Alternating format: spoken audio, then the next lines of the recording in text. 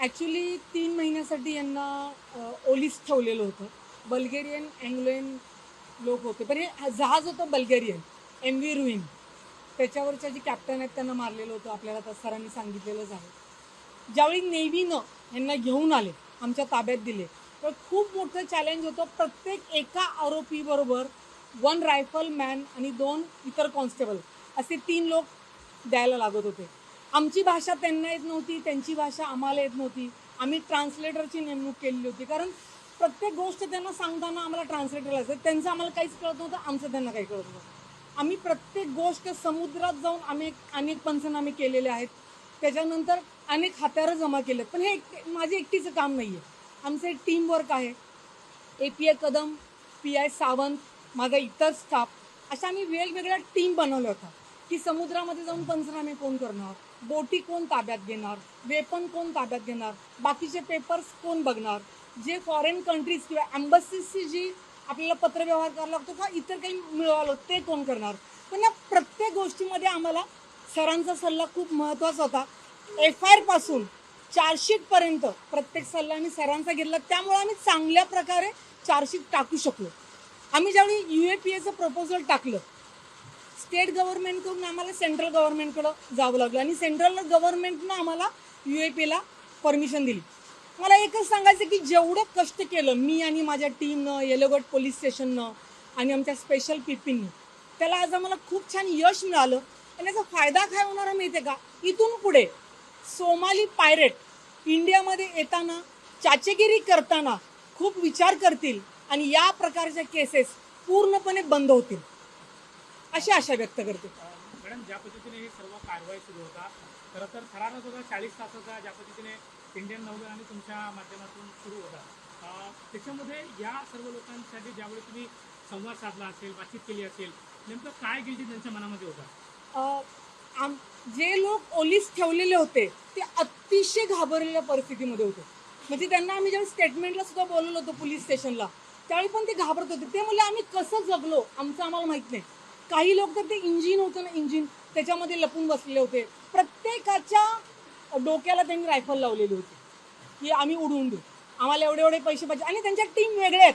म्हणजे हायजॅक करणारे लोक वेगळे आहेत, ईमेलवर संवाद साधणारे लोक वेगळे आहेत, पैसे मागणारे लोक वेगळे आहेत आणि पैसे दुसऱ्या देशात कलेक्ट करणारे लोक वेगळे आहेत. अशा त्यांच्या टीम आहेत आणि सिंडिकेट्स आहेत त्यांचे, आणि त्याप्रमाणे ते काम करतात.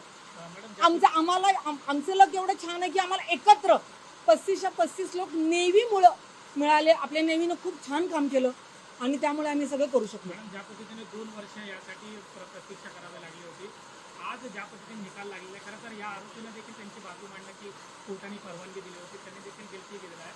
खरं तर याचा श्रेय कोणाला दिला आणि ज्या पद्धतीने संपूर्ण कारवाई झालेली आहे?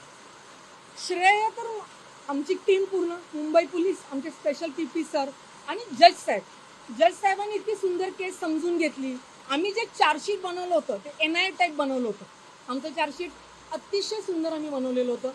त्यांनी पूर्ण ते वाचलं, बघितलं. सरांनी जे काय त्यांच्याशी जे प्रत्येक डेटला जो काय संवाद झाला असेल तो बघितला. तर हे श्रेय सर्वांना जातं, म्हणजे पोलीस टीम, वरिष्ठ, स्पेशल PP सर आणि जज सर, यांना सगळ्यांनाच हे श्रेय जातं.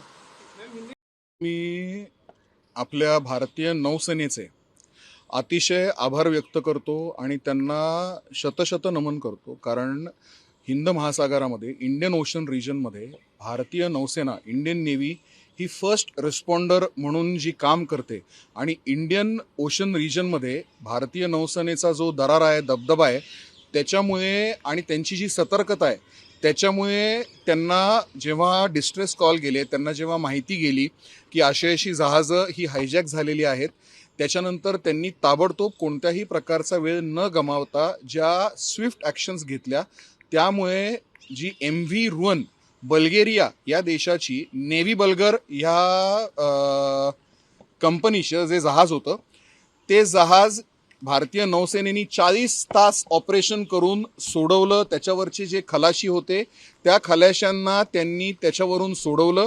त्याच्यामधले जे चीफ इंजिनियर होते त्यांना जे AK-47नी या सोमाली चाच्यांनी गोळी घातलेली होती त्यांना सलाला पोर्टला ते घेऊन गेले ओमानमध्ये, त्यांचा जीव वाचवला आणि कुठेतरी त्यांनी या सगळ्या द्राविड प्राणायामानंतर भारतामध्ये ह्या सगळ्या सोमाली चाच्यांना घेऊन आले.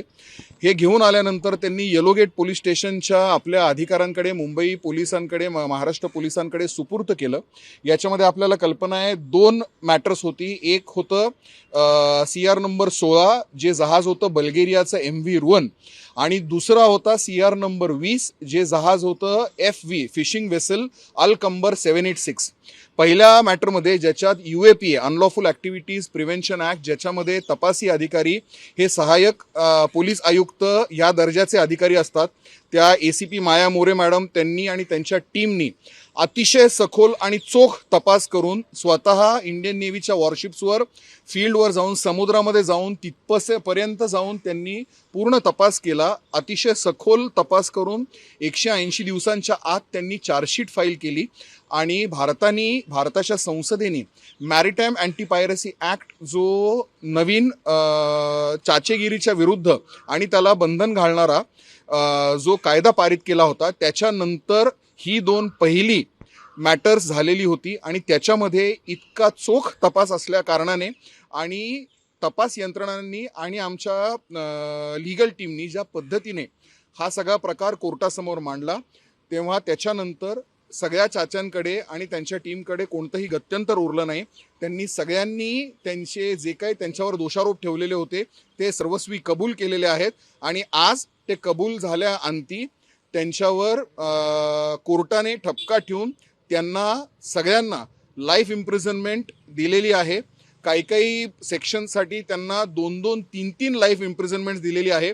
स्वतंत्र भारताच्या इतिहासामध्ये माझ्या माहितीप्रमाणे, माझ्या ज्ञानाप्रमाणे, माझ्या आठवणीप्रमाणे हे पहिलंच असं मॅटर आहे जिथे 100% आरोपींना लाईफ इम्प्रिझनमेंट झालेली आहे, जन्मठेपेची शिक्षा झालेली आहे. 1 नाही, 2 नाही, तर जवळजवळ 2-2, 3-3 जन्मठेपेच्या शिक्षा झालेल्या आहेत आणि त्या सगळ्या कन्झिक्युटिव्हली, कन्करंटली चालतील. जरी 2-2, 3-3 असल्या तरी ह्या सगळ्या शिक्षा ह्या कन्करंटली चालतील, असा माननीय न्यायालयाने आज ऐतिहासिक आदेश दिलेला आहे. तर ज्या पद्धतीने हे इंटरनॅशनल आरोपी होते, किती याच्यामध्ये अडचणी सामोरं जावं लागलं? खरं तर एखादा इंटरनॅशनल आरोपीला अटक करणं, त्याच्यावरती गुन्हा दाखल करणं आणि मग कायदेशीर कारवाईसाठी काय काय अडचणींना सामोरं जावं लागलं होतं? बऱ्याच अडचणींना सामोरं जायला लागलं, पण त्याच्यामुळे मी जे म्हणालो की 90% ज्या अडचणी होत्या त्या आमच्या मुंबई पोलिसांची जी तज्ज्ञ टीम होती त्यांनी सगळ्या आमच्या अडचणी दूर केलेल्या होत्या आणि त्यांनी जो चोख आणि सखोल तपास केलेला होता, एकदम डिटेलमध्ये चार्जशीट दाखल केलेली होती, दोषारोपपत्र दाखल केलेलं होतं. त्याच्यामुळे आमच्या टीमला हे कन्व्हिक्शन्स घेणं अतिशय सोपं पडलेलं आहे. माननीय न्यायालयाला पण जे काही आज त्यांनी आदेश पारित केलेले आहेत, कन्व्हिक्शन दिलेली आहे, शिक्षा ठोठावलेली आहे, ती देणं सोपं पडलेली आहे.